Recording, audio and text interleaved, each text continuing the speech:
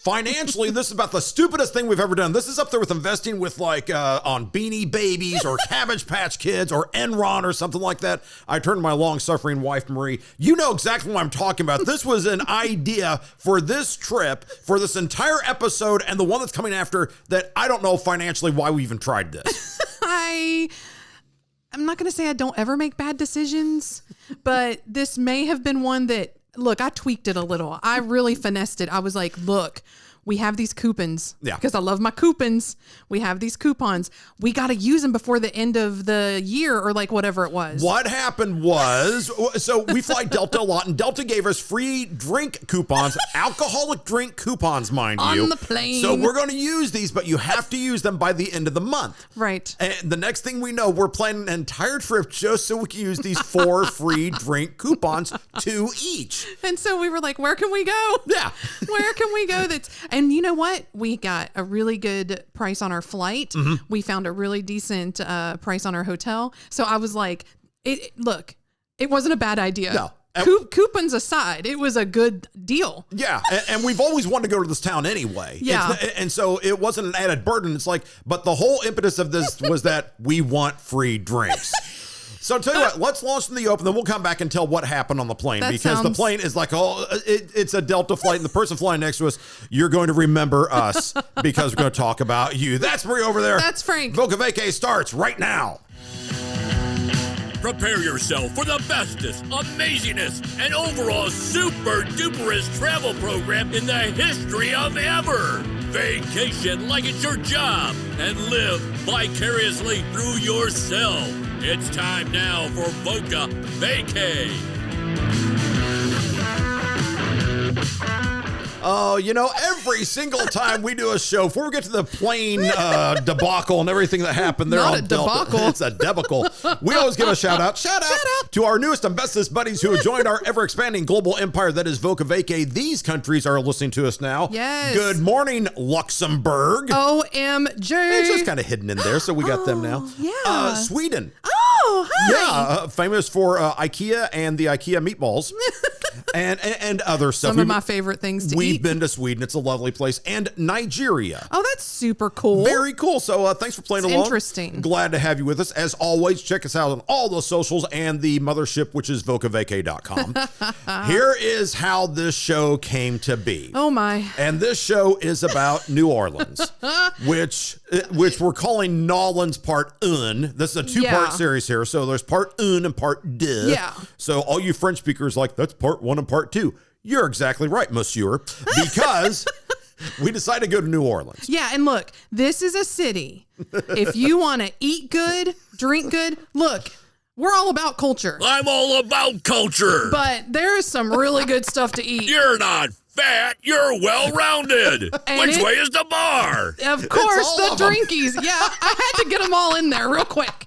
Thank you very much. The thing is that when you're New Orleans, for the health conscious and those people are like, if you're not a foodie, I'm not saying don't go if you're not a foodie. Right. But if you're a foodie, that's a bonus. Oh, man. There's so much good stuff we're going to talk about that, yeah. So here's how it all starts. So Delta gives us a couple of free drink coupons, and the coupons, we got to use our coupons. We got to use these things up for the end of the month. I think it was actually the end of the year. Yeah. Because it was like December 31st. Right. But then because we booked our flight and we kind of went over the first of the year or whatever, like we still had them coming back too. Yes. So it was like nice. So this is a time sensitive element. We have to use these. We have to use these little suckers. Yes. And so we think, okay, so from where we are, we fly out of Nashville to Atlanta. Yeah. And that's a short trip, and you really can't get any beverages on that because you're in the air for like 30 minutes. Right. No bigs. Right. But Atlanta to New Orleans. Right. Now, hey, you're talking the beverage card is coming through. So we're thinking that is when we're going to unleash these coupons. Yes. Not a problem. So we fly out first thing in the morning because we're trying to maximize our day. So we fly out early. We catch the early flight to Atlanta. Then we catch another similarly early flight from Atlanta to New Orleans. Right. Now, pay attention to this because apparently the beverage service on the morning breakfast cart is not the full beverage service. So you're on the so we're sitting in a row of 3. Marie's on the window. I'm in the middle, and there's a gal next to us. Oh my. Oh my. Let me explain. Yeah. So what happens is they come through. It's like, would you like coffee, tea, or water? No. To which I laugh heartily. No. You don't understand. We've got us some coupons. We got coupons. They're about to expire, and we need these things. If we're going to redeem them, it has to be right now. And the flight attendant was swimmingly awesome about this. Yeah, she was. And she said, oh my gosh, you're absolutely right. We don't have the full bar, but we do have beer and wine. Right. Okay, we can make beer and wine work. And it's still early. I mean, it is pre-breakfast hours here. Yeah. Okay, we'll do it. You said, and she only came by once. Yeah. You got 2 wines. I got 2 beers. Because they didn't have like alcoholic beverages on the flight that early. They probably did for first class, but not outfitted for the whole flight. Yeah, and we're in main cabin. Because otherwise I would have been like, can I get a mimosa or like a screwdriver? Like something breakfasty. So the thing is, if you're talking about alcohol. So now it's on the Delta app. So here comes the fun part with my little seatmate next to me on my right. She's on the aisle. Yeah. And the fact she wasn't slinging Bibles at me this entire endeavor is stunning, because the next thing I know, I'm like, okay, we have to do the Delta app. The Delta app was kind of not malfunctioning, but it wasn't going as clean as the flight attendant needed it to. Yeah. And so she's like, hold on, this gal has her tray table down. Next thing you know, the conveyor belt of beers and wines are going across hers. Oh, you know what? I totally messed something up. What's that? And I just realized it. We didn't go over the into the new year. No. We went it was. You're right. It had to be done by January 31st or whatever. Yeah. Thank you for letting me correct myself there, because I was sitting here thinking, were we there on New Year's? No. I remember when our drink coupons are valid. That was the entire reason with us one on the strip.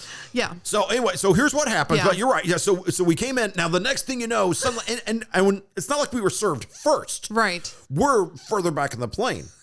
We were in the emergency exit row. Let's be clear. Okay, yeah, let's be clear about that. So safety first, FAA. So the next thing you know, Marie gets 2 wines. She has one in each hand. I get 2 Miller Lights. I'm not a beer drinker per se. And I certainly, look, I'm not going to slam a beer. Yeah. I don't do that. The next thing I know, you're slamming beers. Well, here's what happened. Which way is the bar? I'm minding my own business, and now the captain's like, folks, we're about to descend into New Orleans, Louisiana. I have 2 fresh beers on me. I am descending over Western Mississippi, and I've got to knock these suckers down. And you had to do the same thing with the wine. I didn't realize the flight was going to end so quickly. By the time we ordered and use the coupons and thoroughly upset the woman beside us. Oh man, she was not having it at all. So anyway, next thing you know, here we are drinking out 2 at the same time. She was double fisting. So not impressed. 12-ounce curls, getting my exercise in, Oh, college, we remember you well. So college living, here we come. La la la la la la la. Okay. Guys, this trip gets more advanced after we land. This is pre-gaming. Oh, yeah, it was. We pre-gamed. Okay, so we land. It's about 11 a.m. We finally land. Oh. I've never seen a woman depart or deplane from a plane faster than the gal next to me. She's like, wham! She is sprinting down the aisle. She's done with us. Here's the deal. We were very polite. It's not were. like we're rude, obnoxious, anything like that. No. Because just like, okay, we've got to do these things. And man, I guess the idea of having a cup knocking down free drinks before noon really offends some people mightily. Yeah. Okay, well, sorry, but we did. We get to the airport. We finally land. This is an easy airport to go through, by the way. It is called MSY. Yeah. So for those of you who are like, LAX is LA and DFW is Dallas Fort Worth, why is this MSY? We actually looked this up. Yeah. MSY stands for, and the Moisant, I hope I'm pronouncing that right, M-O-I-S-A-N-T, Moisant. Okay, sure. The Moisant Stockyards. Wow. It was named after aviation pioneer Jeans Bevins Moisant. Okay. And they basically started in 1946. Oh. And so it was he had the stockyards there. Yeah. And so they said, okay, John, we're going to do our thing there. I said, sure. And then they changed in the 60s. It became New Orleans International Airport. And then in 2001, Louis Armstrong New Orleans International Airport. Cool. Because Louis Armstrong, you think about jazz and all the other things down there, that's the guy. Yeah. So it totally worked out okay. We land, everything is great. Yep. We get a lift. It's really great. Yeah. After 2 wines and 2 beers. How do I work my Lyft app? Oh, I just punch some buttons and get us there. Okay. She gets the Lyft app going. We get rolling along, and we noticed a couple things about New Orleans that we really did not expect. Right. Number one, there are more universities there than we expected. I had no idea. Anywhere, right? And you see them all as you're driving in, like, because we stayed in the French Quarter. Yes. As you're driving down, you'll go past a lot of them on the interstate. Yeah. And they're really beautiful buildings and, campuses. I mean, it's very nice. And there's signs for that's University of New Orleans. Yep. Tulane is down there. Loyola's down there. Yep. LSU Health Sciences. That's all the medical center stuff. You go through the medical health district. Yeah. On your way to the French Quarter. Southern's down there. Nunez and Delgado. Those 2 are community colleges. Yeah. So a lot of schools, and you pass them or you see signs for them. Yeah. And I was like, wow, New Orleans has got some education going on. They also have above ground graveyards. If you haven't seen these before, it's a little bit weird because usually when you bury someone, you bury them in the ground. Right. New Orleans being basically below sea level. Yeah, it's, I don't want to say perpetual flood zone, but it's below sea level. It's in a bowl right next to the Gulf. Yeah. Gulf of Mexico. So they bury people above ground. And they're beautiful. Like, they're beautiful structures. It reminded me so much of when I went to Paris when I was younger and went to Père Lachaise, which was the big cemetery in the middle of the city center of Paris. Right. Like, it is gorgeous. All of that architecture. I mean, because this is, a lot of French settlement here, it's the same kind of architecture and everything. So they're beautiful structures. And there's more than you think, because when you're driving in, if you're going from the airport to the French Quarter, you're going through not through a cemetery, but the highway goes, there's cemeteries on each side. Yeah. So you're going to see these things. And they're named like 1, 2, 3. Yeah. And like the earlier the number, then the older it is. Like, it's very cool. And you should visit some when you're there. Yeah. And unfortunately, we did not get the chance to do the big walkthrough like we wanted to, simply because, as we'll tell you during this show and the next show, we got busy. Oh my gosh. Because there's a whole New Orleans. I had no idea there would be so much to do that we would have to come back again. Yeah, New Orleans is one of those towns where it's like, we need to have a return trip. Yes. Just to fill in more blanks. Yes. And we filled in a lot of blanks while we were there. And Yeah. it's like, oh my goodness, there's so much. So we did that. The other thing we saw a little bit is that there was a little bit of litter during some parts. Because it's a big city. Yeah, and But that was in stark contrast, and the reason why we're bringing it up is because of the French Quarter. You would think it's so busy. It has such riotous, I tell you, parties and stuff that, like, you would think, oh, there's going to be a lot of litter and stuff. No, it is like sparkling clean. They clean it every morning. Yeah. And I was like, wow, that's super cool, They hose down French Quarter on the daily. Because my first thought was, oh, there's a little bit of trash. It wasn't bad or anything. Don't get me wrong. It's like, oh, yes, they're going to be trash in the French Quarter. It's a party city, whatever. Yeah. When but they go to a kegger. It's like, no, it's actually very well kempt. Yes. Kempt, I tell you. Beautiful. The other thing we passed was we did pass a couple, and this is when you get off the interstate, and we did go by a couple of tents. Yeah. I don't want to say tent Some cities. encampments. Yeah. Where people are just living. Yeah. And we thought, we asked the Lyft driver, and this is advice for anybody listening. Yes. Ask about this anytime you visit a city because times is tough, y'all. Yeah. And so, there's going to be like, a lot of, different things you're going to see. And one of the things you might see is a homeless population. And you need to ask, like, how safe is it here? Yeah. Because you want to know, like, if people are going to be aggressive or not. We've been to places where we've been followed. Yeah. And stuff like that. None of that here, though. None of that here. Yeah. And so the homeless population, it is there. Yeah. But as far as being accosted and people coming up to you in a violent or an angry way or something like that, we did not have that at all. One of the encounters that we had was really good, actually. We went over into Louis Armstrong Park, and we had just started chatting with a young man who was just having tough times, and he had a dog, and we were just like talking to him about, life and and he was really nice. And man, people are just doing the best they can. Yeah. And so, because you talked to him and everything was good. And he was a nice guy. The dog, I think, didn't the dog actually give you a kiss? the dog licked you on the face or something. The dog jumps up and licked me in the mouth. And I was like, because anybody's stranger's dog that licks you in the mouth. It's like, what is happening? But just super sweet, very well cared for.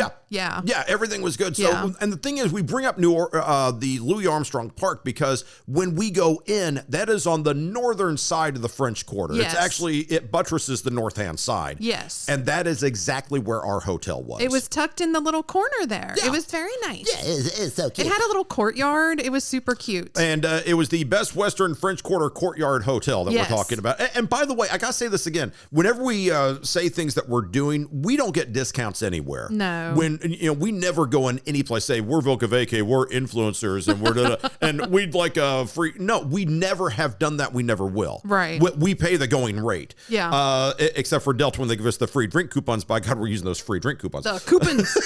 That's right. So we stayed at the Best Western French Quarter Courtyard Hotel. It's the northern end of the French Quarter. It's across the park. We get there and we arrived in New Orleans proper at 11 a.m. Yes. We've already had a couple of beverages to get us going here. It's happy hour in France. There you go. The next thing you know, this is not, and when we say we went late January, early February, here's the thing. This is not Mardi Gras. Well, it's Mardi Gras proper, but it's not. When you think of Mardi Gras, you're thinking of parades and carnivals and throwing beads and all that stuff. That's about 2 weeks prior to actual Mardi Gras, the day. Yeah, which is Fat Tuesday in French. So, but the season opens early. The season. Here's what happens.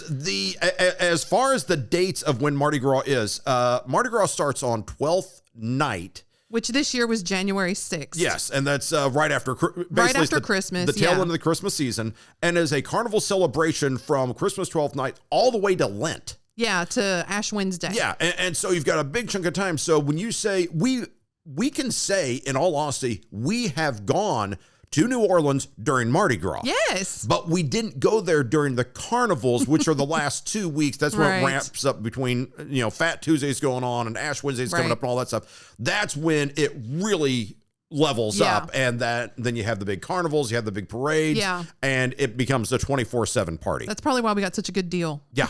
We went a little ahead of that. But everyone's ramping up for it. Yeah. So it's actually like, I would suggest if the crowds or the parade, like if that's not your thing, right? I would suggest going though when we went to stay away from maybe the raucousness. Is that the right word? Yeah, the raucous. Like if that's not your thing, then go when we went, because then you're like seeing them all gear up and getting some of the flavor of it without it being so riotous and without crazy. the actual hassle of crowds, and because it gets bustling, it gets really out of hand. I mean, it was bad when we were there. Like, I mean, to me, I was like, there's so many people in the street.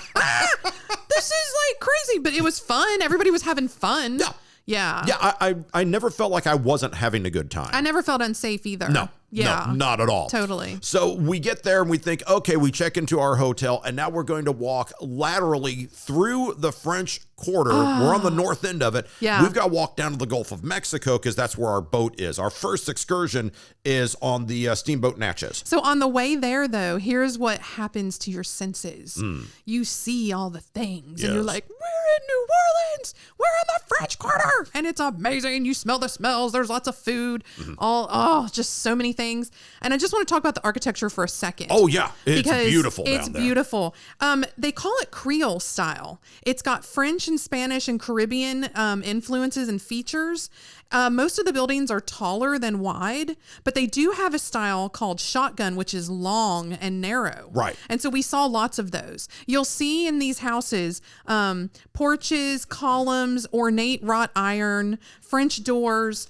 It's got a lot of Greek and Victorian influence, but man, when you're walking through the French Quarter, you're like, I'm in New Orleans. Yeah. It is very cool. There's a vibe to it, and not all cities have a vibe. And colorful. Yes, and you walk through and go, wow, this is really impressive stuff. And that actually is a really good tip, because some people think, if you're going to New Orleans, it has to be for the food, it has to be for the drink, it has to be for the party. Right.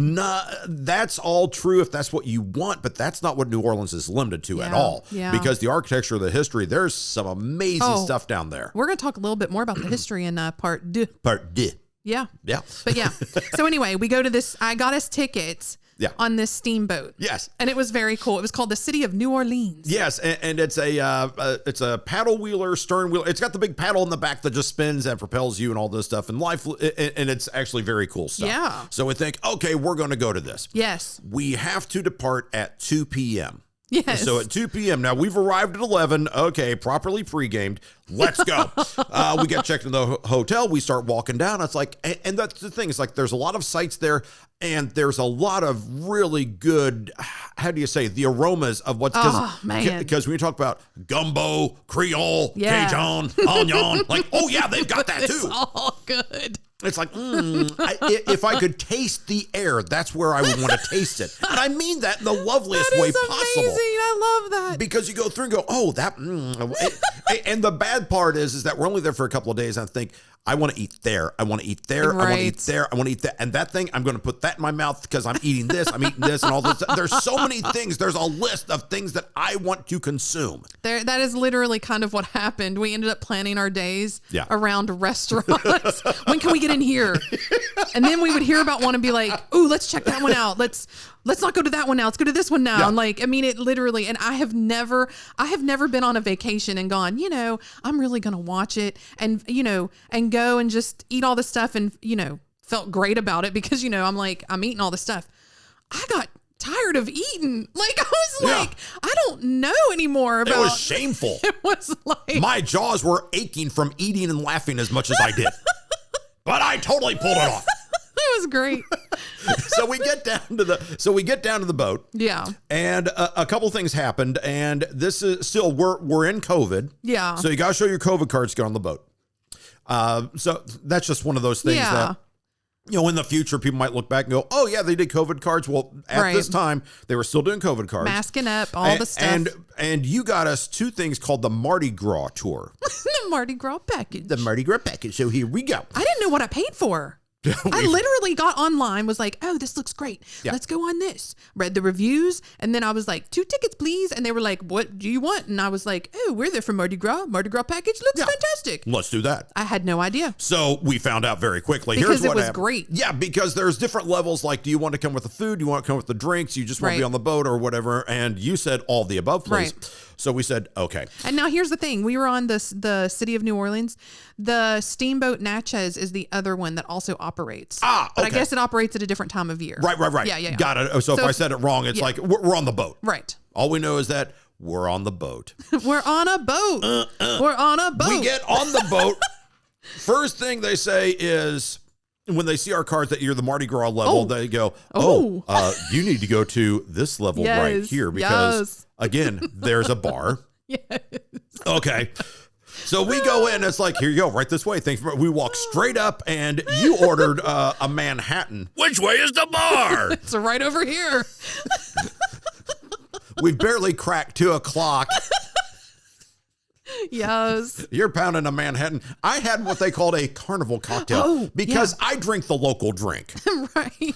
Carnival cocktail. How do I describe the greenness of this? Right. Think of the richest, most vibrant color green you've ever seen in your life and multiply that by a factor of 12. Aqua, Caribbean. It was just so, wow. Is this actually, sure, I'll drink that. It was pretty. Yeah, it was. And she looked at us and went, wait, you have the girly drink and you have, I was like, the manly. Yes, bring it. Yeah, I was like, it's 2:00. What are you talking about? You get the Manhattan. I get the equivalent of what's really spiked Hawaiian punch.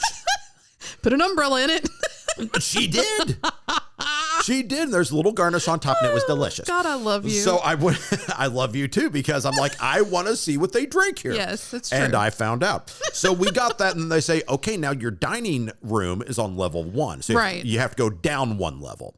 So we say, okay, so we have our drinky drinks, and we go down, and they say, what's the name? We say Barnes, and they say, okay, and they go right this way. They showed us to a table. Yes. The table was actually outfitted, decorated. Oh my gosh. Oh, they did it right. I had no idea. So if you're watching us on YouTube, you can see that we're currently wearing beads. I got some beads. We got the table was festooned with beads, I tell you. Lovely. And these little Mardi Gras carnival masks or whatever. Yeah. There were masks on the table and all sorts of nice stuff. And all of this stuff means something. Yeah. We learned a little bit about it, but I don't remember any of it. For the history, go to Google. Yes. We'll give you some Mardi Gras history here in a hot minute. Right now, I got to talk about the food. Yes. Because what happened is it's a buffet, but because of COVID, the waitress will bring you whatever you want. Right. And so the menu is on the table, and she says things like, oh, yeah, and there was a king cake on the table, by the way. And that's what I wanted. Little baby king cake. We were trying to plan out, like, we were going to go all these places to eat, and I was like, but what? Just make sure that we get a king cake. Yeah. Or a piece of king cake, or like something. I got to have king cake. And we're agonizing over this. Turns out, walked in, it's like, dude, here's your king cake. It's like, really? Well, we can scratch that off the list. It was like pre-packaged, though, so it didn't have a baby in it. So I was like, that's okay. That's okay. At least I got the king cake. Yeah. And there's different kinds. We had king cake a few times. Yes. And we had different versions of it. Like one had like frosting and the other one didn't. And like, it was all very good. Okay, let me back up here because my wife just said something that some of you might be freaking out on about having a baby in a cake. Because you may not know the truth. It's like, oh yeah, there's a baby in the cake. Oh, let's keep on going. No. I will explain. Please. What happens is that a king cake, traditionally, it's a large cake. It's taken to a party, shared by a lot of people, and they put in a little plastic baby toy. Yes, not a real baby. No. It's a little toy. And what the legend is, as has been explained to me by people from this city, is that if you get the king cake and you all share it, if you get the piece of king cake that has the little plastic baby toy in it, you host the next party next year. Yes. Okay. So that's all that means. So don't go all freaking out on us here. But these were little small, like big bagel, small cake things. Yeah. The king cakes that we got. Yeah. So I say, okay, well, this is great. Waitress comes up. We're not doing the buffet, but here's what's on the menu. There's red beans and rice. There's jambalaya, andouille sausage. It was great. And there's southern fried catfish, which you really got a kick out of. I love me some fried catfish. And so she said, we have this. And I think my response was, yes. And all of that, please. It's like, just wheel it over. And she did. She did bring that. But the mounding She was plates, so nice. Oh, she was awesome. Yeah. So they bring that over. It was great. And by the way, then they're like, and you know your drink menu, which is on the table, which you previously saw at the bar, they've got a copy of one on your table now. I had no idea what I paid for. It was fantastic. My next beverage is called Sunset on the Bayou. Jack Daniel's, orange liqueurs, aromatic bitters, and ginger ale. People are going to think we're a bunch of... We are not. I'm just saying it came with the package. Sots? That we're a bunch of sots? I am not. I drink very little. I know. That's what's so funny because we got on this trip and then you were like, hey, I'm going to have a drink. And I was like, what? Raving beast. I was like, what is happening? You're like, there's no way he can actually drink 2 beers on a short flight. And I did. But it's just that's the thing. It's like we really at home. It's like we really don't do this. But when you go out there and they say this is part of the deal, it's part of the experience. Okay, fine. For sure. Let's give this a try and see how it works out. Yeah. So we did that, and let's explain what's happening here because now this riverboat, the steamboat, it is going down the Gulf of. I mean, it is in the water. Yes. We are now launched. We are now going along and seeing things. And it's great because there's a narrator talk about the history of it. He goes, the Battle of New Orleans was here, and here's where this was happening. Here's where this was happening. Yeah, and it was great. And here's the deal: we could stay at our table the entire time, and the narrator's on loudspeakers throughout the ship. Yes, so that was the best. Yeah, because I was like, I didn't know we'd like actually get schooled on stuff. Yeah, it was great. And so they'll say to the left is like a sugar processing plant. That's where Domino Sugar is or something like that. On the right is this, and here's these berms, and they put up these levees so the water won't come over. And they will talk about all that, and you have the option. You can sit there and eat. Yeah. You can walk around with your drinks. And by the way, because we asked, it's like, can we leave our stuff here? And there's it's your table. No one's going to come in and, grab your king cake from you or anything like that. So, okay, fine. But, because we asked. I'd be fighting if they did. Oh, man, those fighting where you took my king cake, you're going to die. So we said, no. Yeah. So we got our stuff and we just go walking around. Yeah. And it was wonderful. Oh, and by the way, just as a preview, when we came back to the table, The waitress comes up, goes, "Is there anything else you'd like?" And I had more sauce. I think you had another piece of catfish. I did. I was like, "Oh, if you're asking, then yeah." I'm not gonna say no. You're not fat. You're well-rounded. Okay. And you were talking about the air earlier. You can just breathe food in. I'm going to blame that on why I'm fat. I'm going to be like, it's just because I breathe air. The food was really good. It was so good. And the drinks were lovely and everything was fine. And it was a good time. And here's the thing is that as we're going through there, you hear music because the narrator will be saying, okay, and here's what's going on, la, la, la, la. Yeah. Up on deck 3. Yes. There's a Dixieland trio. Yes. Which is a guy with, I want to say it's a trumpet, a guy with a banjo and a tuba. Yes. So it's these 3 guys. And they may have played other instruments, but when we saw them, it's just these 3. And they were each fantastic. Oh, man. And so they're just playing. And so we'd go out and we go, we're out on the deck. We're doing the Leonardo DiCaprio Titanic thing where it's like, hey, I'm on a boat or whatever he says in that movie. So I'm the king of the world. I'm a king of the boat. So we do that and we're going up the stairs, down the stairs. We're looking at everybody. We're talking to some people. Everybody is lovely. Yes. And then we go up and we say, we've got to see this band. Yeah. So we got some footage of that. So here's what's going to happen. If you're watching us on YouTube, you'll be able to see that. If not, we've got like 30, 40 seconds of this. Yeah, you'll hear it. And so we're going to play this right now. And so you can see this is what's like for our live Dixieland trio on the riverboat down in New Orleans.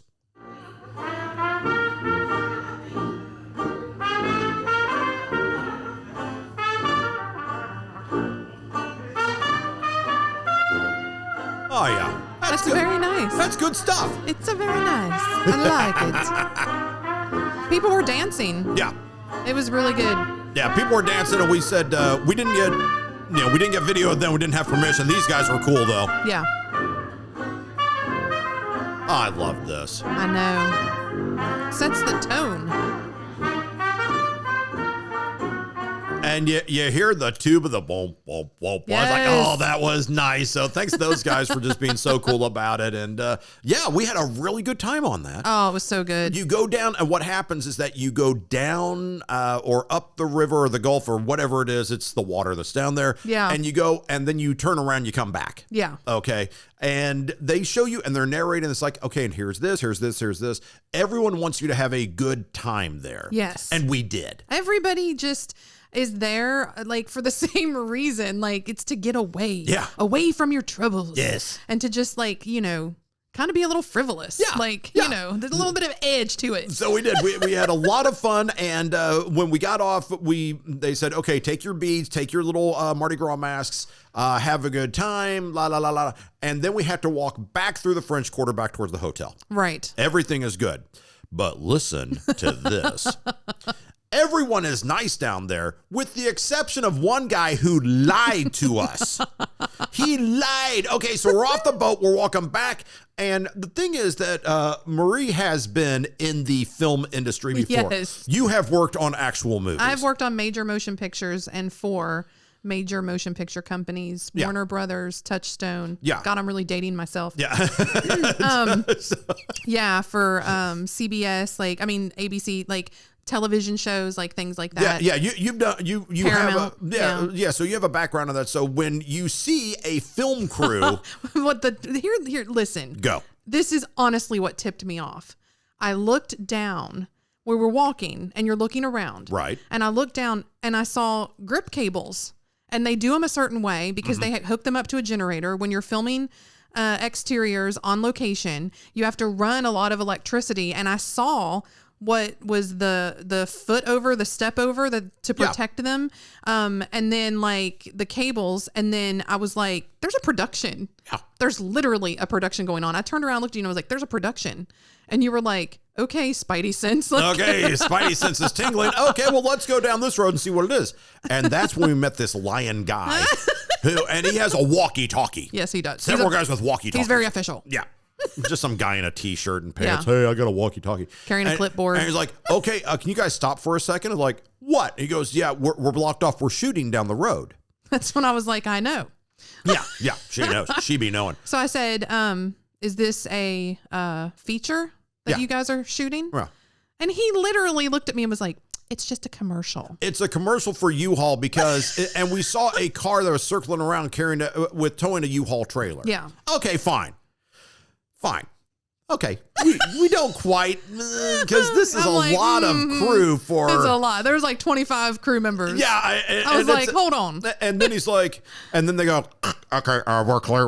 Go ahead, release paper. It's like, okay, you can walk through this way now. And it's like, fine, we're going to walk right through this production and see what's going on the other end of it. So we walked right up to it. Darn right we did. And watched them because it made me nostalgic. Mm-hmm. I love seeing a film crew. Yeah. And I was like, oh man, this is good. But I could tell by the size of the lenses, which were massive. They had a jib out there. They had picture cars. Like, I mean, it was a whole thing. They got craft services. They've got all sorts of production assistants running around. It's like, this is a feature, y'all. Yeah, because honestly, look, a U-Haul commercial is going to be one guy at the GoPro walking around.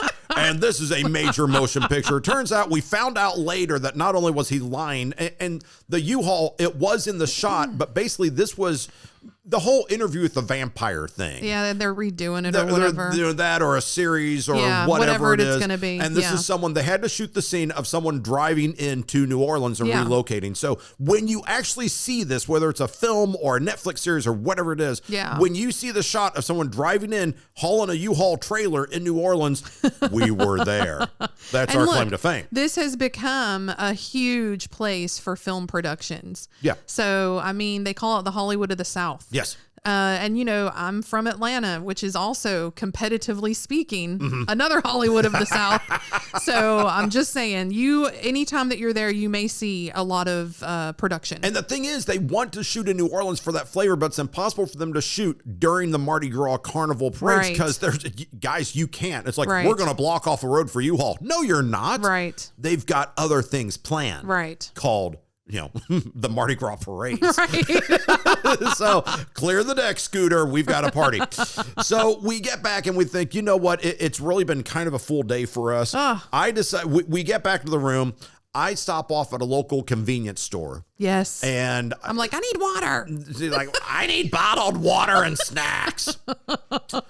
Okay. How about if I go shopping on my own? So I do, and I walk to a local convenience store, and it was not like a 7-Eleven type AM, PM. It's like, it's just like Bert's grocery store. Which are sometimes the best places. Oh, lovely place. Very small, can't hardly get around in it. Makes awesome po' boys. Makes awesome po' boys. Yeah, hotel guys like, go there for po' boys. Like, I was just trying to get some bottled water and some snacks, but okay, I'll head out. Great stuff. So I load up, we come back, everything is good. We crash for the night. Oh man, and crash we did. Crash we did, because now the trip really begins. Saturday, let's get to this.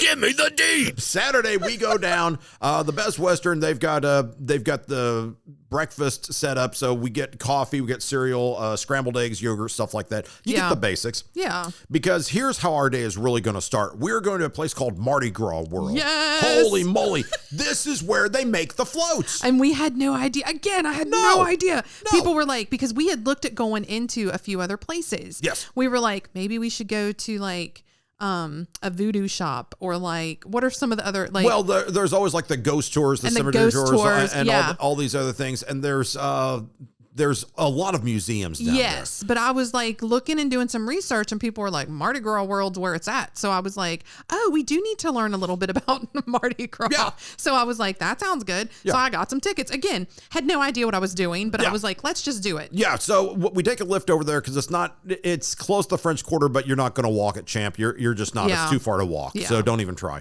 Yeah. So we go over, we get the lift, and we get there.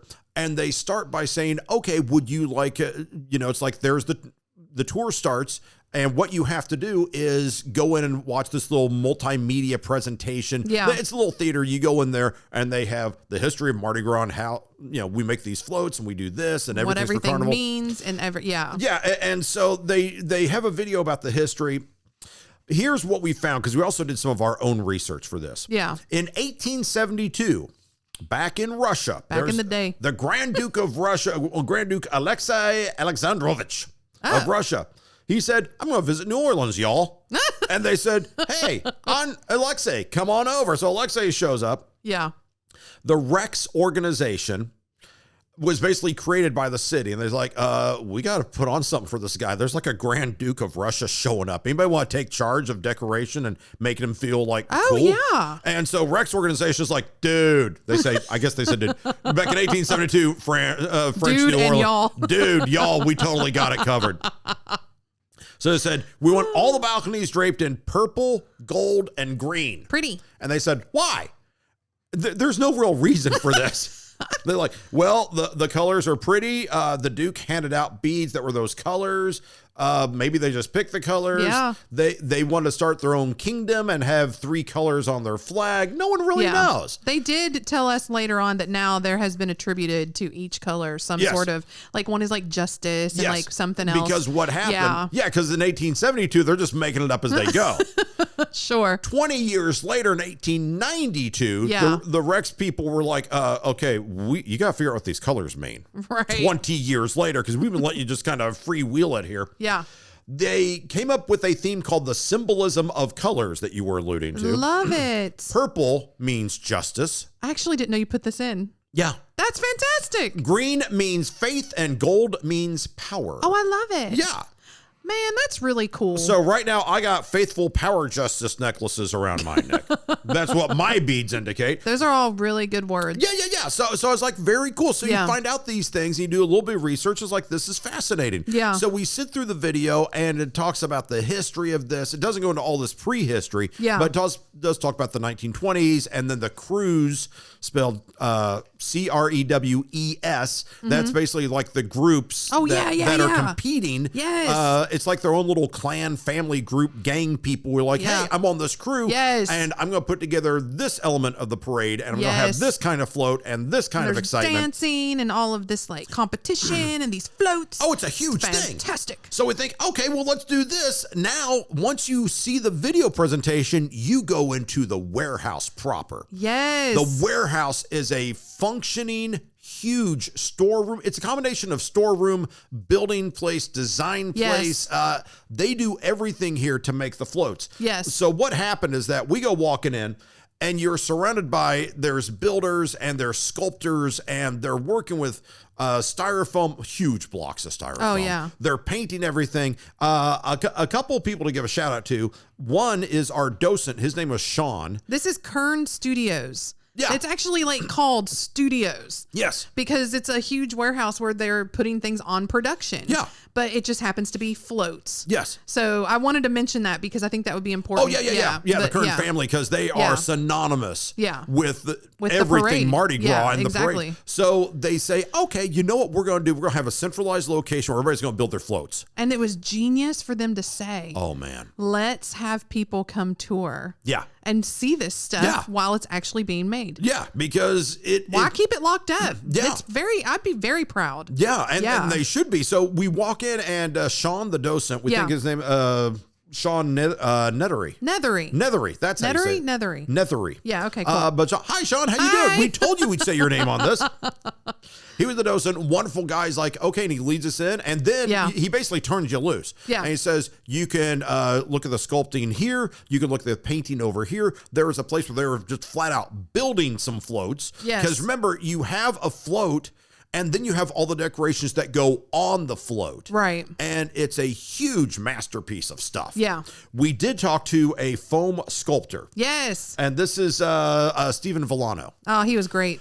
He stops what he's doing, and he has a massive thing of styrofoam. The thing's like 10 feet tall and 6 feet around or whatever. Mm-hmm. It's a big cubish kind of thing.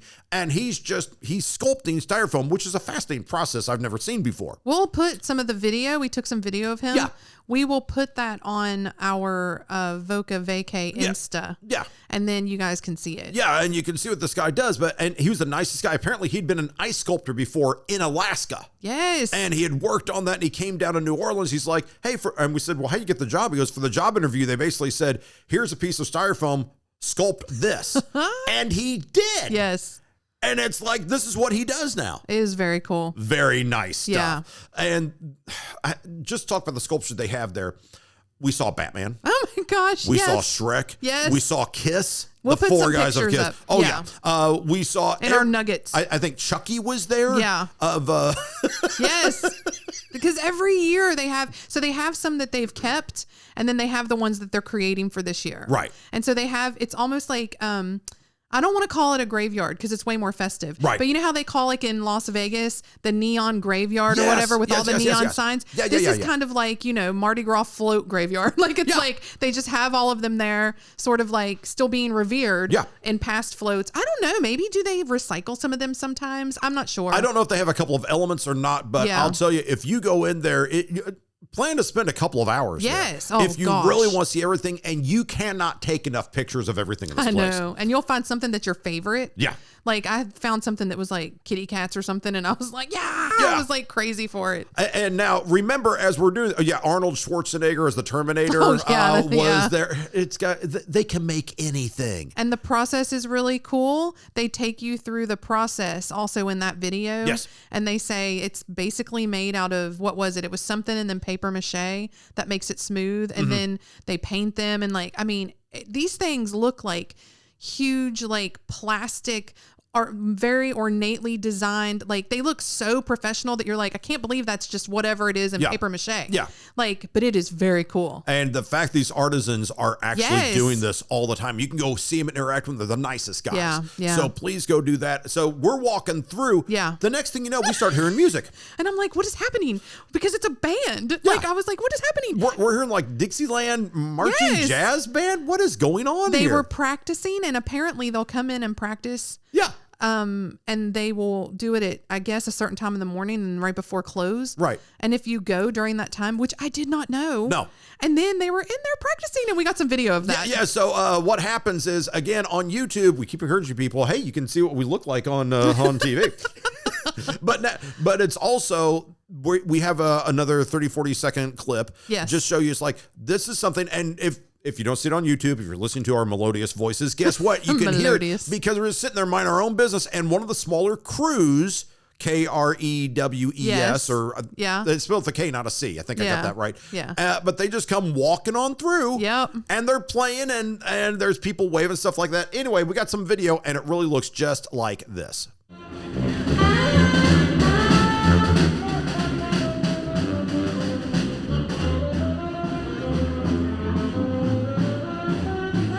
Yeah, I love this. I do too.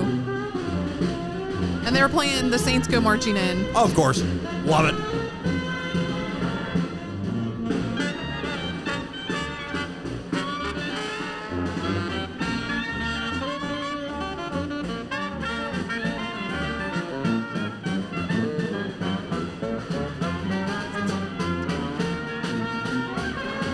All right. There we go. All right. That's what that looks like anyway. No, I know. It's just one of those things where there's so much there and so much to see and listen to. It's like, oh, wow, look at that. If you're watching this on video, what you did get to see there was some of the background also. Yes. Of some of the things that were in there. It's like, very nice. Yeah. So good job. Really cool stuff. So we did that, and we thought, okay, this has been a great day so far. It has. And it's still the morning. Yeah. But now we need lunch. Yes. And, if you're going to eat, you better go to New Orleans. So there was lots of options. Lots of options. And what we did is we took a place called, was it Gris? Yes. Gris. We had planned to go across town to, it was like a famous soul food place. I can't remember the name. Oh, something May. Yeah, Willie Mae's Scotch Fried Chicken, Scotch like House. That. Yeah. Oh man, we didn't get to go. The reason why was because we were really hungry and we wanted to see some of the Garden District. Right. Also, and that just happened to be closer to where Mardi Gras World was. Mm-hmm. And so I was like, let's just see what restaurants are around here. And so I did just some research on the fly while we were waiting on our lift. Yep. And I was like, ooh, you have to have, most of the places, this is a good note as well. Most of the places you have to have a reservation. Yes. Especially, during these times of COVID. But also just because things fill up, because this is a foodie town, y'all. So, I was like, let's just go over there. And A lot of times they'll be able to take you if somebody doesn't show up, or they'll seat you at the bar. And so we were very lucky because it was brunch time and it was a weekend, and we were able to actually get in to this place. Well, yeah. Well, let's explain. We got there. 11 a.m. is when it opens. We get there. The Lyft driver drops us off, and there's a line at the door. There's already a line. It's like, you got to be kidding me. Who gets in line for brunch? I go to IHOP or Waffle House. I just walk in. They go, hey, Frank, come on in. Good to see you again. Yeah. These guys are like, there's a line at the door at 11 a.m. Yeah. We get there, and they say, do you have a reservation? We say, no. And they say, would you mind sitting at the bar? It's like, no, we can sit at the bar. Yeah. So they take us upstairs to the bar. Yep. Lovely. They were accommodated. Everything was good. Let's talk about what we had, because we sit at the bar. The two bartenders were Diane and Annie. Yes. Remember their names. You had something called an Urban South Holy Roller IPA. Yes. And I had a Farburg Lager. I had a more standard thing, but it was a local brew. Yeah. And they were really good. And then we thought, hey, you know what? We need some decent food here. I know. All the food was amazing. Yes. We ordered chicken and andouille gumbo. Yes, we split everything. Yes. Yeah, because and that's one of the things. Whenever we go someplace, we always get the best stuff, and then we split it. Yes, it's like we're gonna share these things because otherwise we're just gonna overload on food. Shrimp and gree grits, very good. And then we said, hey, let's get an order of biscuits and gravy on the side. Yeah. We order these things, then Diane says, no, you can get the biscuits and gravy, but what you need to get is the sticky bun bread pudding with ice cream. And it's not on the menu. No. So I said, well, it's not on the menu. And she was like, let me see if I can get them to make it for you. Okay. And so she comes back and she's like, they will do it. And I was like, can they do it in lieu of the biscuits and gravy? We're getting so full. And she was like, I will make that happen. Yeah. Very accommodating. So amazing and nice. Yes. And we were chatting up these two ladies beside us. And they were like just telling us, oh, one of them was living there temporarily and the other one was just in to visit her.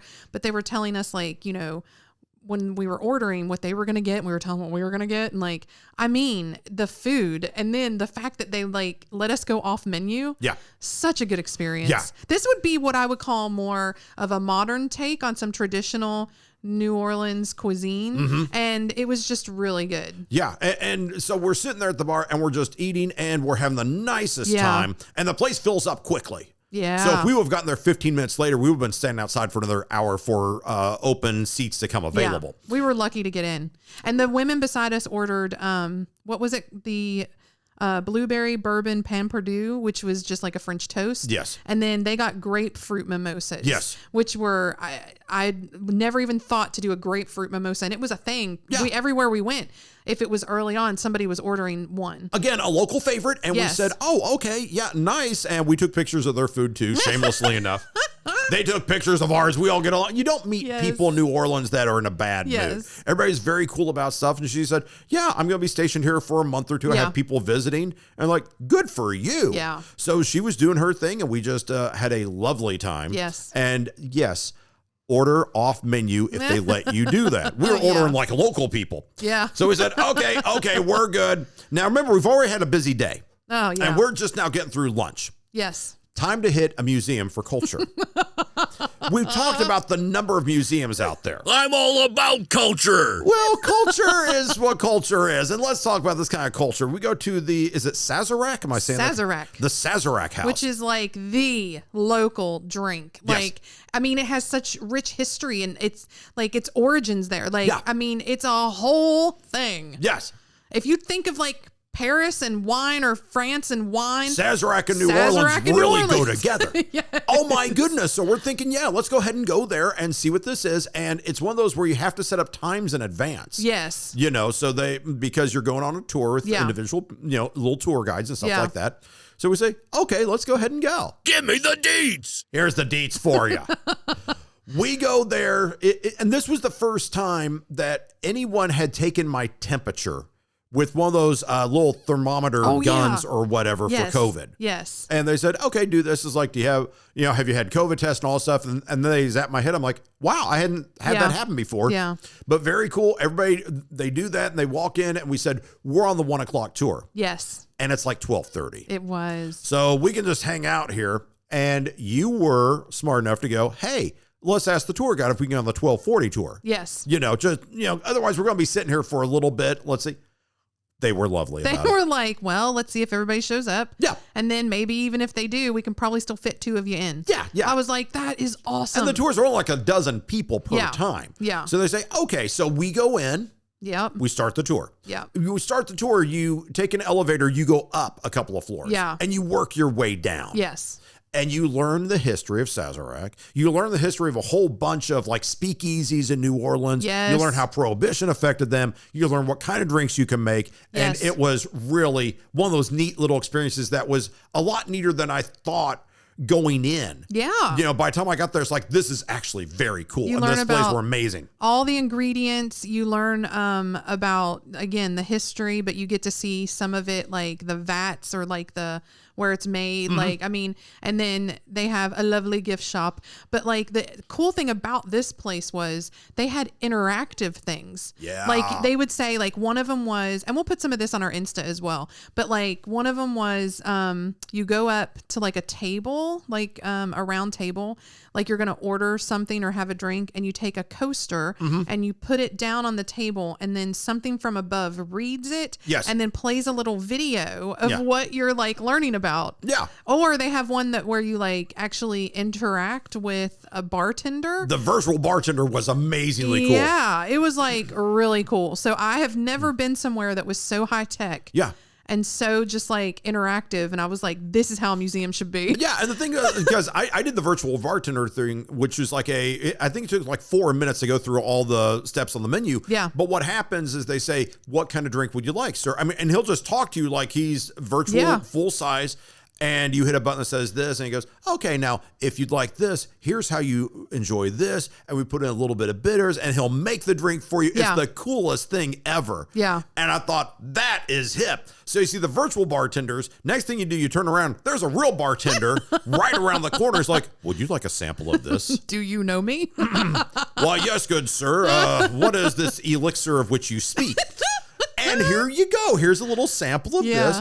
And some of it was like, wow, I've never had anything like that before. Some of it is more, it depends on what you've had in the past. Well, they go through each ingredient. Yes. And so like for the bitters, you get to taste a couple of different bitters and then understand why this particular type of bitters is in this cocktail. Yes. Yeah. And it worked out really well. And then you get to have a Sazerac. Yeah. Which is awesome. Yeah. And so, so we're like, okay, we'll try that too. Yeah. And so you're just going around and you're getting the little samples, and there is so much history there. And this is a place, I don't know.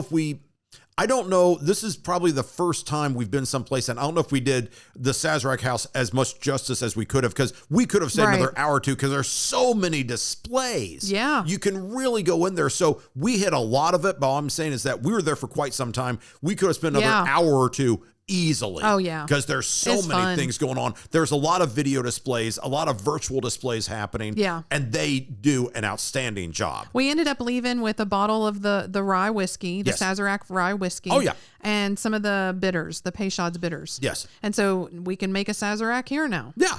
I and so we hit everything, and it's really nice, very clean, all that stuff. And it's great location too. Yeah. So if you hit other things, it's on, I want to say, the western end of the French Quarter in that area. Yeah. So it's between a lot of stuff. So you can definitely pop in and just check this off the list. If it's something you're interested in, these sorts of things, it's like very, very nice. It was very nice. So we say, okay.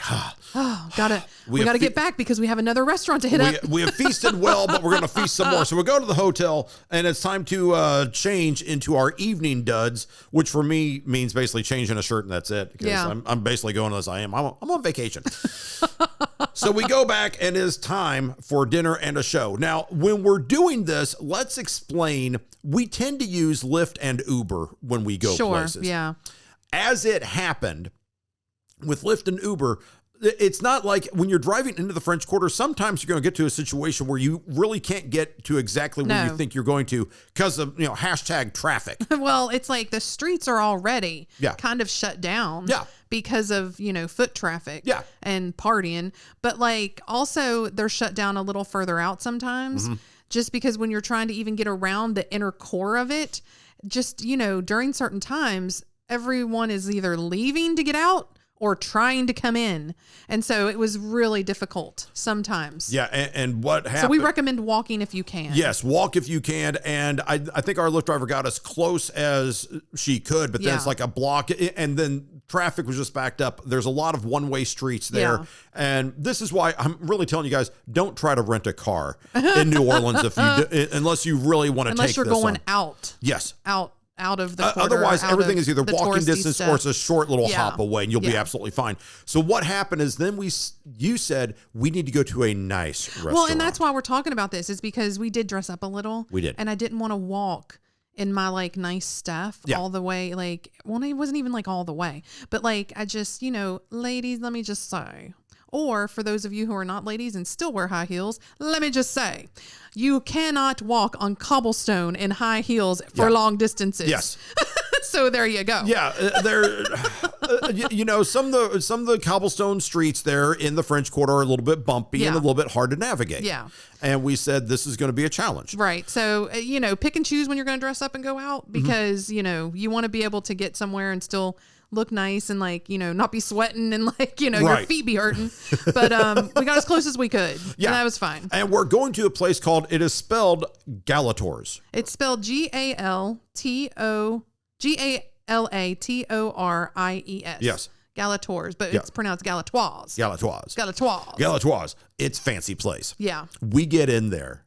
This place is nice. It's so nice. And it was so the food was so good. We go to Galatoires. Here's what happens. They sit you down. It's iconic. Oh, yes. It's been in New Orleans and it's been in that same building and in the quarter where it is forever. Yes. And it is the place where a lot of business people lunch. Yeah. They go to kind of be seen and to do business. And it's got that iconic appeal. If you're going to look for an iconic restaurant, this is one of a few that you need to go to. And the thing is that this is not the sort of place, sorry, there, Scooter, do not wear a t-shirt. Don't wear shorts. Don't wear sandals. Yeah. You will dress nice. If you're a guy, you're going to wear a jacket. If you do wear jeans, they should be dark. Yes. Dark jeans. Yeah. You got to wear a jacket. It is required. Yes. And so we go in, it's like, let's be fancy. They do have a bar upstairs, like a bar dining room. Yeah.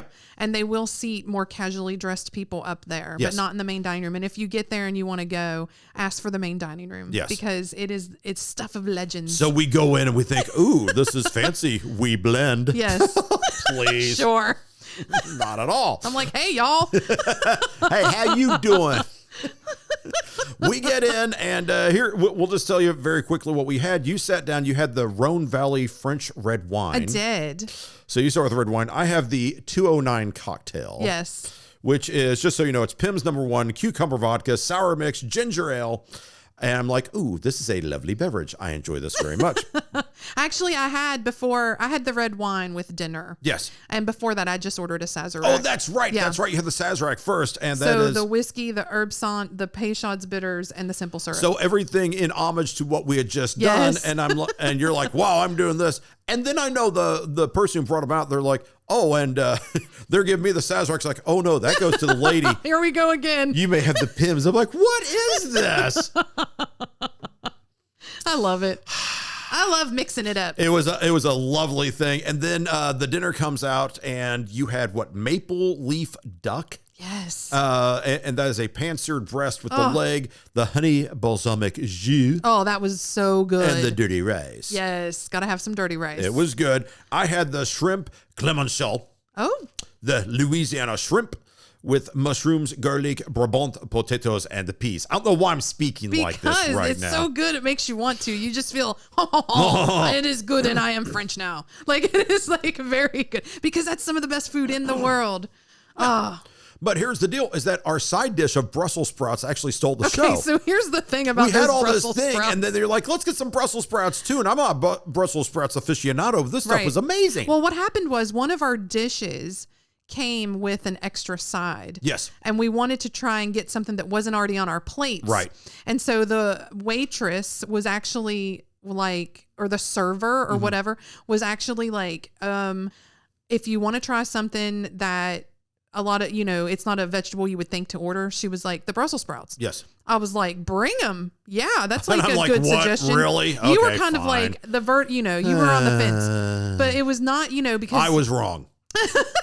They were great. Like you had potatoes in your dish. Yeah. And so, or like whatever. And then I was like, so we don't want to get a side of potatoes. Like, and so it made sense. The funny thing is we tried those Brussels sprouts. I don't know what they put on them. Oh, they were great. But it was like crack. I could not stop eating them. Yeah. Like, I was like, these We're are sitting there so devouring good. it. It's like, we've got duck and fancy shrimp and all stuff. It's like, yeah, but you try the Brussels sprouts? They're amazing. It was like some sort of like, they were charred, like grilled. Right. And then they had some sort of like sweet and savory little sauce drizzle over them. And I was like, this is evil. I mean, I was like licking my spoon. Yeah. Like it was really good. Yeah. It was really kind of exceptional. So, and by the way, this is not to negate the goodness of the rest of the meal, because the meal was exceptional. Yeah. It's just, I'm going to shout out to Brussels sprouts, because who knew that Brussels sprouts be like, wow, that's something actually memorable. Yeah. And I'm not that guy. Yeah. But holy moly. So we said, okay, dinner can't get better than this. And they said, would you like dessert? Oh. Would you like the black bottom pecan pie? Oh my God. This was gluttonous, y'all. I told myself I'm going to let my liver rest when I get home, and then I'm going to just eat nothing but vegetables when I get home, especially if it's like them Brussels sprouts. Yeah. So we do that, and we are feeling good. My. It has been amazing. They were lovely there. Yeah. And it is one of those iconic meals where at a very nice restaurant that's been around forever, a lot of history, you feel it when you walk in. Yes. And we thought, oh my gosh, this is great. And then we come out, and as soon as you walk out, you're right in the French Quarter. Yes. And it's like, here we go. We've got one more stop today. Yeah. One more place we got to go. And this, you had said that you want to go to a jazz lounge because it's the birthplace of jazz, basically. It really is. Yes. And this is something that we found out was like, we've got to go to this place. Yeah. And so I want to be sure I said this. Nayo Jones. It's Nayo Jones. Yeah, it's spelled Nayo. Yes. The Nayo Jones experience. Yes. I will tell you right now, if you ever get a chance to go to a little jazz club, and especially to see them, to see her. Yes. Holy moly, she was exceptional. She is with her band, the Nayo Jones Experience, but she also does some individual stuff with like the New Orleans Symphony Orchestra, or, she'll tour and do, I think, some stuff on her own. But she is one of the most beautiful voices I've ever heard, a true jazz singer. Yeah. And it was the experience I was looking for. If she ever comes to town, we're going to see her. Oh, man. And we're going to go front row because she is lovely. And here's what happens. We go in, and the Jazz Playhouse was actually in a hotel. Yes. By the way. So we actually were like, we kept passing it, and I was like, we kept passing, walking back and forth. Finally, I go into the place that sells drinks. I'm like, can you tell me where the Jazz Playhouse is? He goes, dude, it's in the hotel next door. I'm like, and Google Maps is like, you are there almost. Yeah. I'm playing a game of hot, cold with Google Maps going warm, cold. I was like, no, hot, burning hot. You're freezing cold. It's like, come on, where is this thing? It was in the Royal Sonesta. Yeah. It was like a hotel. Beautiful hotel. But you go walk in, it's like, dude, everybody says, dude, dude, here's the Jazz Playhouse right here. It's like, you gotta be kidding me. We go in, and they seat you basically in the order in which you enter. Yes. And we got there early. Yeah. We're front row. We are like 3 feet away from her. It was so good. She comes out, and there's a 1 drink minimum, and tickets, just full disclosure, is $25. I know. $25 each. Like, seriously? To have this experience? Yes. And they say 1 drink minimum, no big deal. Fine, we got that. Yeah. Because let's be an actual jazz performance. She comes out. Yes. And she's like, hi, how's everybody doing? And this wasn't into the microphone. She's just walking around going, hi, how you doing? Yeah. Thanks for coming out. Great to see you and all this stuff. Truly a nice person. Yeah. So we're like, okay, I think I get a beer. I think you got, what'd you get? I got Ella Fitzgerald's Pear Flower Martini is what it was called. Oh. It was delicious. Yeah. It was amazing. Yeah. Yeah. So we're sitting there. She comes out. She chats with us. I remember she had really sparkly shoes on. Oh yeah, I was like, I love her shoes. I was like, those shoes are cool. She said, well, thank you. That is very nice. But that's not why we're here. No. We're here to hear you sing. She does jazz standards. She does some original songs. She's released a couple of albums / CDs. You can find her on them. YouTube or on iTunes. Yeah, but it's Nayo Jones. Yeah. So she explains in part of her set that she was trained by her father on some classic jazz iconic songs, but then she also writes her own songs. Yes. One song that she did that floored me was Autumn Leaves, because it's one of my favorite jazz songs ever.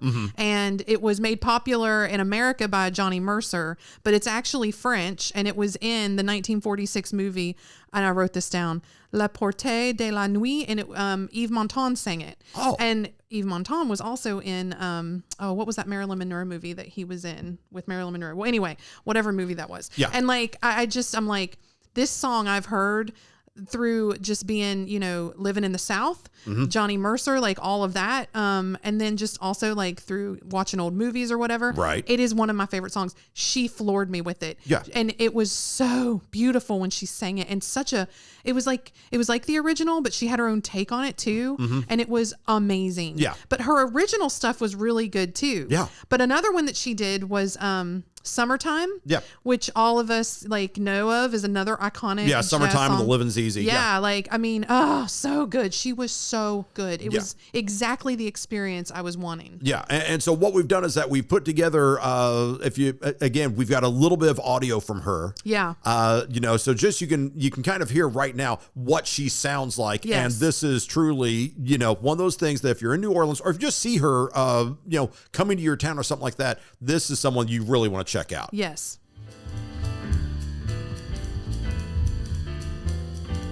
Summertime and the living is easy. Fish are jumping and the cotton is high. Oh, your daddy's rich and your mama's good looking. So just hush, little baby, don't you cry. One of these mornings you're gonna rise up singing, and you'll spread your wings and you'll take to the sky. Until that morning, there ain't nothing to harm you. With your daddy and mommy stand by. Oh, love that. Love so that. good. Love that. And by the way, the entire experience, in addition to her, and she came up, she said she's the vocalist.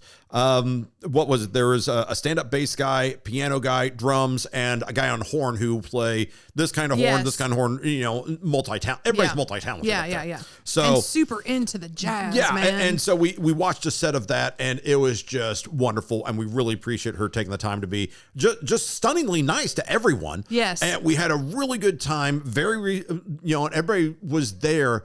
One reason it's like I didn't feel right just holding up the phone and taking like a video of it. It's like, I'm going to put that on YouTube because it's not that kind of vibe there. Right. It's not like I'm seeing Motley Crue battled out in the mud pit. You hold up the cell phone. This like, no, we're just not going to do that there. Right. But really great stuff to have. And you got to see your jazz performance. Yes. So it was a good night. And remember, this is a 2-part series. So this is just the first 2 days. This is part 1. Part 2 is still coming up. But we have, oh my gosh, we've crammed so much in just a day and a half, 2 days of everything for New Orleans.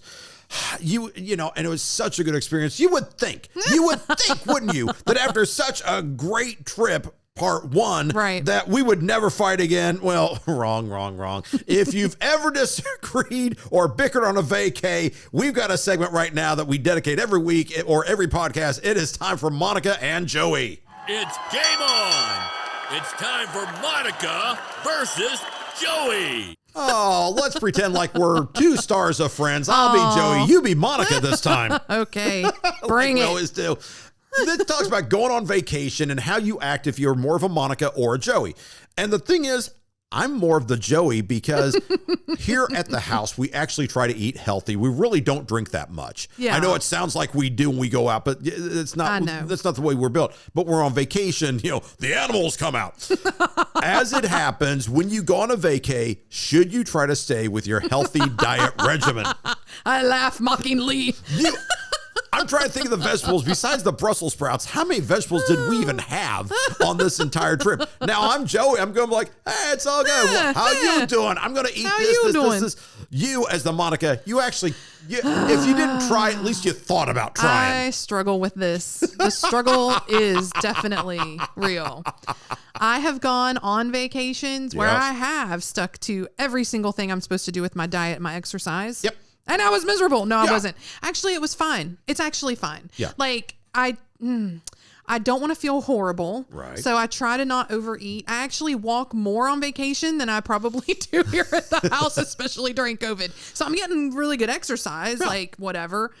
But man, like when I have really, really watched it, I haven't come home feeling like I missed out too much. But this is going to resonate with a lot of people. I did when I was being really good.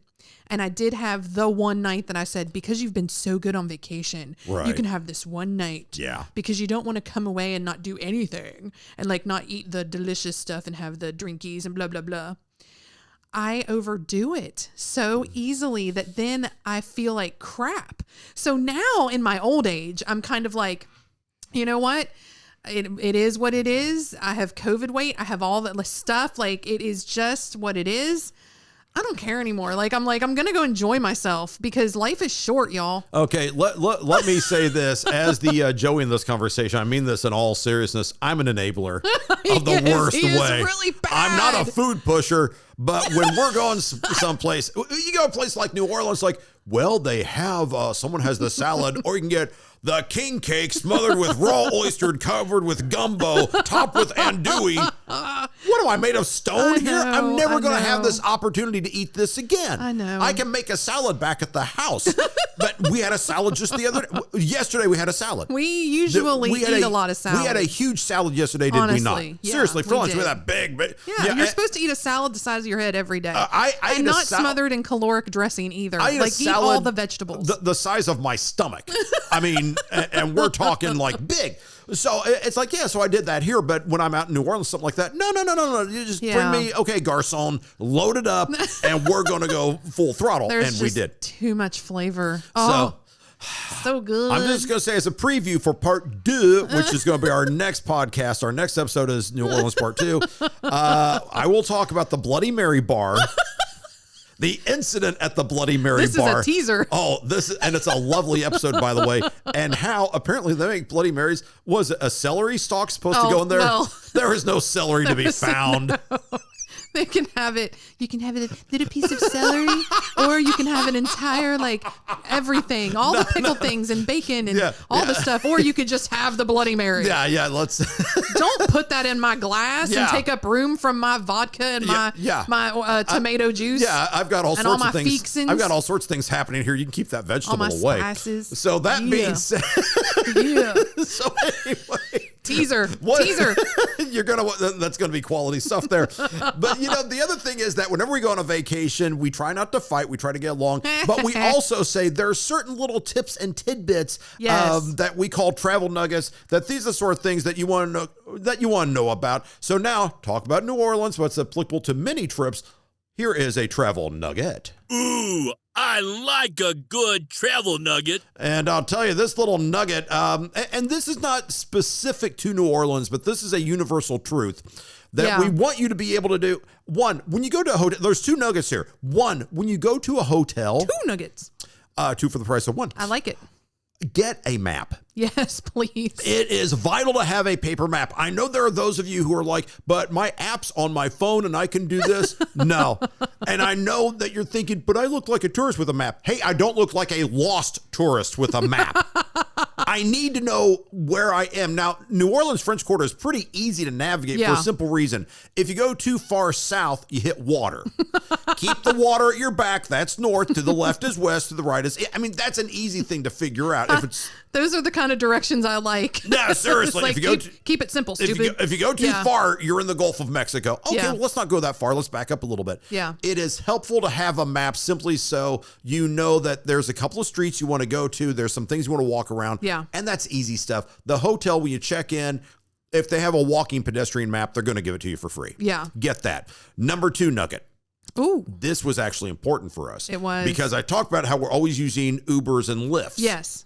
Your Lyft app, no, not your Lyft app, your entire phone died at the Sazerac Museum. Usually I am really good about being like, I need to have my phone. Yeah. Because I do look up stuff on the fly or like whatever when we travel. And I think I got all caught up in Mardi Gras world, and it was like a really long day. It was a long day, and we took an unholy amount of pictures and video. I mean, we were burning through these phones like nobody's business. Oh, I mean, my man. phone was on life support. Yours was totally gone. I mean, some people bring those little power banks. Yeah. I usually never have to do that. Now I'm thinking about it, and I'm like, maybe I will. Like, I did have my charger on me. Yeah. And it was fine. But man, it was just so much to do and so much to see and so much to take pictures of.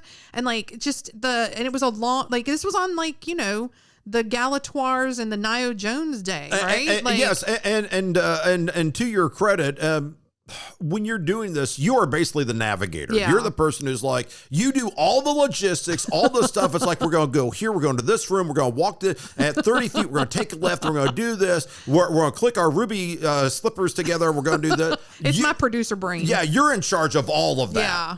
I don't do that so much. I'm like, okay, let's go here. And I'll just sort of drift off into nothingness. Okay. That's just how I roll. But your phone we use a lot. Yeah, it's true. The nugget is make sure that the co-pilot here, which is me in this situation, that you also have the Lyft and Uber app. Because here's the thing, like you with your phone, you're like, I don't want all this stuff on my phone. I use my phone to make calls and that's it. That's really all I do with it. I'm like, I want all the apps on my phone. I literally got called out. Remember when we upgraded our phones and we had to get new phones or something? The guy was like, well, you need to get this like really expensive brand new model. And I was like, I don't want it yet. I want the other model that's like cheaper right now because I'm not even using this is literally what I said. I don't even use my phone that much for things. And he was like, because it had like, some of the phones out there have like all these souped up cameras and like all this stuff. And I'm like, I'm not there yet. And so, well, actually now I'm getting there. But so he was kind of right. But he literally was like, pulling my phone up to put everything on the new phone from my old phone. He goes, wow, that's a whole lot of apps and stuff on there for somebody who doesn't use their phone very much. And I was like, oh yeah, I do. You have pages and pages and pages of apps. I have like 4 apps I use, and one of them is the compass. I use compass, calculator. I can't even think of the other two. That's all I use. It's like if you gave the frontiersman of 1874 a phone, what apps would he? That's still what I use. Your phone is made out of wood, sir. I really don't use. But the thing is, I did have Lyft and Uber on my phone. You did. With all of our information, our payment information, our credit cards, all that stuff. It was all good. So when yours died, it's like, oh no, we got to walk. It's like, nope, get this. It's a good piece of advice. My phone works as well. It's true. It's not a piece of advice. It is a nugget. It is a nugget. That being said, as we wrap up these programs, you always go, you know what? There's got to be something totally unrelated to our program that's going to be a little bit fun to talk about. One of those little oddments we go, what the holy guacamole? Seriously? Is this the thing? And it is. What the holy guacamole are you talking about? As it happens, and speaking of technical perfection, let's go to North Korea right now. North Korean leader Kim Jong-un. Oh, my. Pretty repressive place, right? It's not a travel location. It turns out that he does travel. He goes around North Korea, and when he travels, I did not know this, he travels with his very own personal toilet. Oh, man. I don't know if that's like really wrong or like super genius because I don't like germs, but I'm also like, what is happening? This is reported by the Daily Star in London.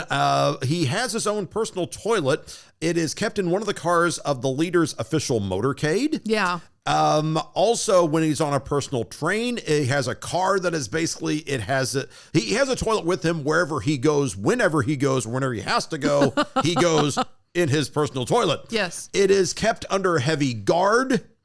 Anyone caught using it without permission could be sentenced to death. Oh, my. And it is unthinkable for him to use a public toilet. Oh, well. So, yeah. Public toilets are kind of funky, I got to say. Yeah, but for someone that come has to sit, I'm like, ugh. Every time I'm like, oh, this is not good. Oh, my God. You go in that hover squat move. The hover squat. I got really, really good, powerful thigh muscles, y'all.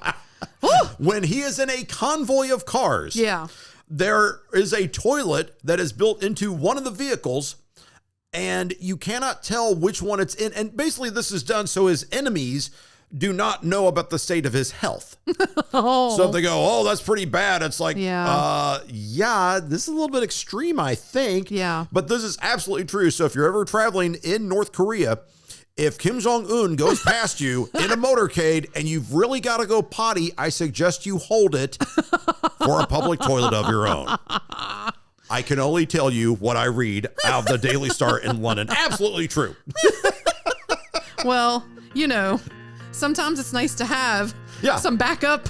So that's kind of good. Back I up guess. when you get backed up. Yes. Oh, God. Hey, thanks for listening. As always, we're on Facebook, YouTube, Twitter, Instagrams. All of the socials, All y'all. the social media. And remember our mottos: live vicariously through yourself. Yes. And vacation like it's your your job. Take it seriously, because we want you to have a great time Yes. out there. And in a fortnight, when our next episode comes out, it's going to be New Orleans, or Nolans, part duh. Duh. That's Bree over there. That's Frank. We'll catch you next time. Hey, love ya. Miss ya. Mean it. Bye. Don't forget to click subscribe. As always, hashtag Voca Vacay at Voca Vacay and visit vocavacay.com.